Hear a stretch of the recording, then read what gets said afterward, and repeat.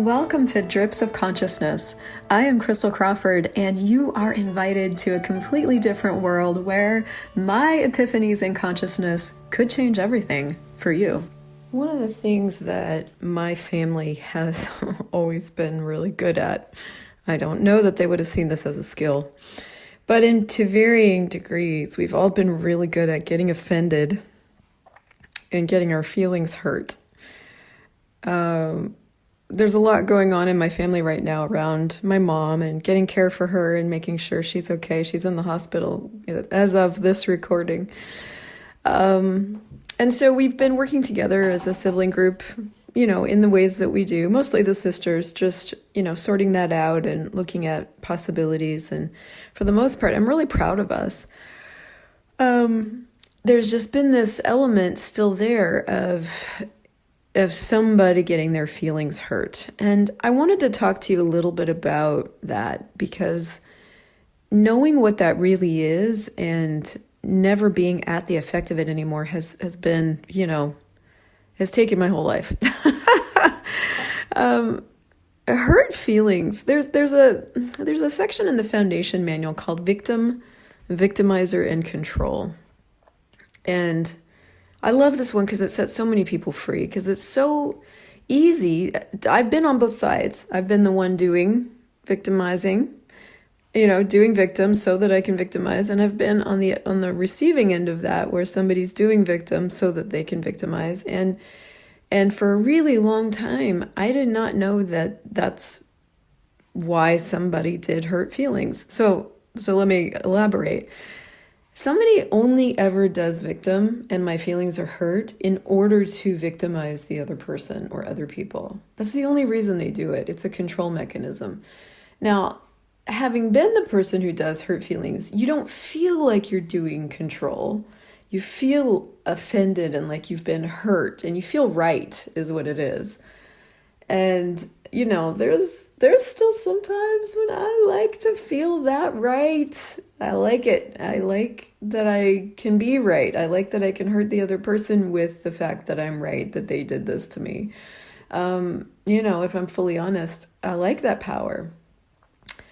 But being on the other side of it, it's really, really been just pivotal to recognize that I didn't do anything wrong. I was being myself, and somebody had feelings about it, and then they did hurt feelings, and now they're making me wrong about it. But those two things are never linked.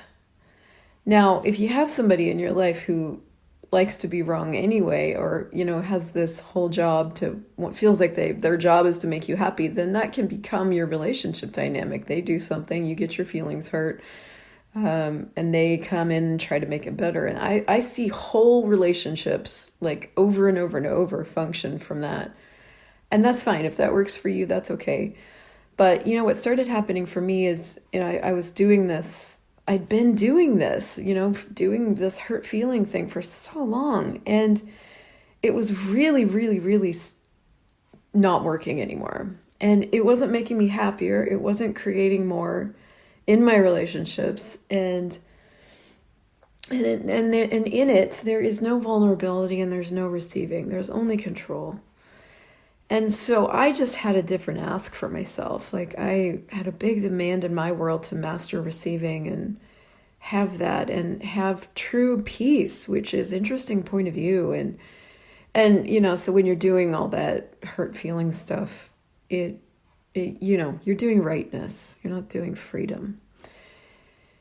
So, if that's something you're doing, one of the tools you could use is, what stupidity am I using to create the need of hurt am I choosing? And everything that is times a godzillion, I destroy and uncreate it all. Right, wrong, good, bad, pop, pop, online shorts, boys and beyonds.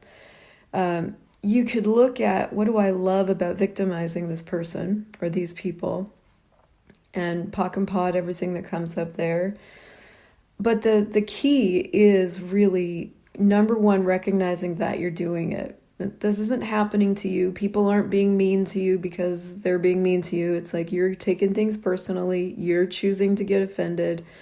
You're doing hurt feelings. That was what I had to do with myself. It's like, okay, we're doing hurt feelings. Okay, cool. And then recognize the pleasure you get out of being right. And the thing is, you could sit there and back yourself up with like, well, I am right. Look at this and look at this and look at this. And maybe you are. But right and wrong are inventions.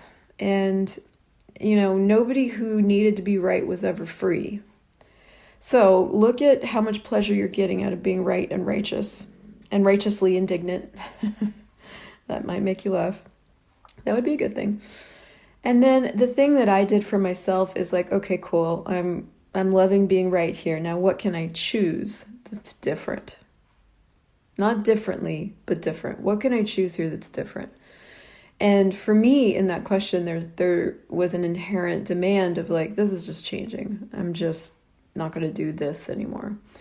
And it really is that demand of like, okay, I've done this for a really long time. I don't really know anything different. I don't know what's beyond, getting offended, feeling hurt, or any of that. But fuck it. I'm finding out. And what can I choose here that's different?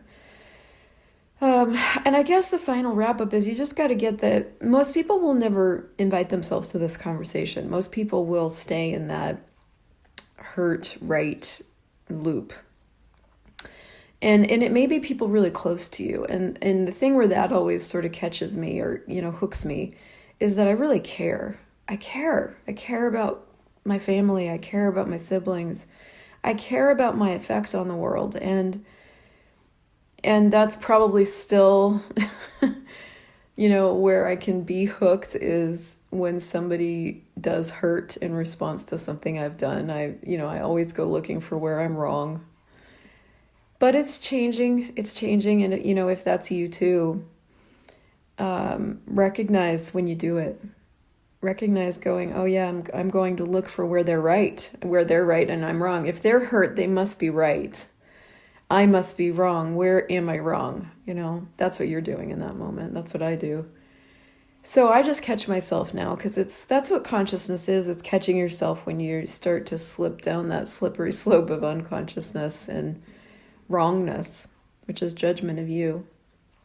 And I just recognize that I'm doing it and go, okay, cool. Well, am I wrong or did I buy what they're projecting at me? And that's where the work comes in, man. That's where your courage and your strength will come in of having your own back, not in being right, but just in being free.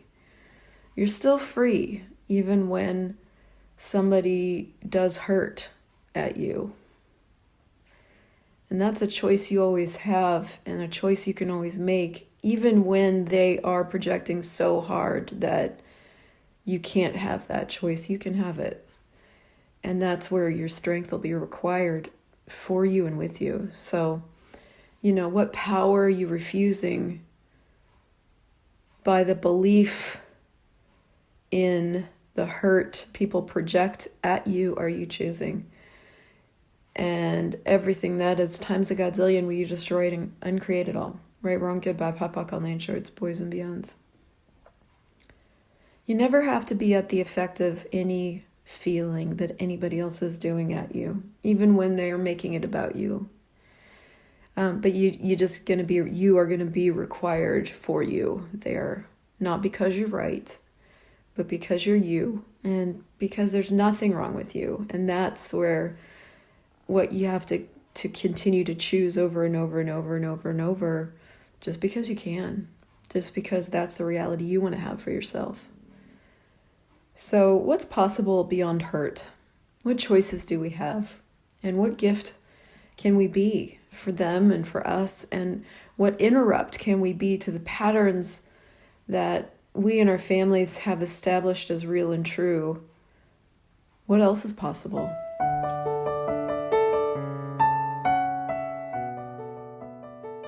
Thank you so much for listening to this show.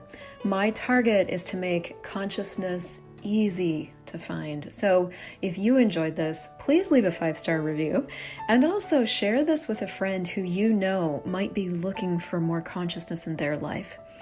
You can visit me on ChrystelJoyCrawford.com, and to learn more about the incredible life-changing tools of Access Consciousness, go to accessconsciousness.com and theclearingstatement.com, and be sure to subscribe to the podcast.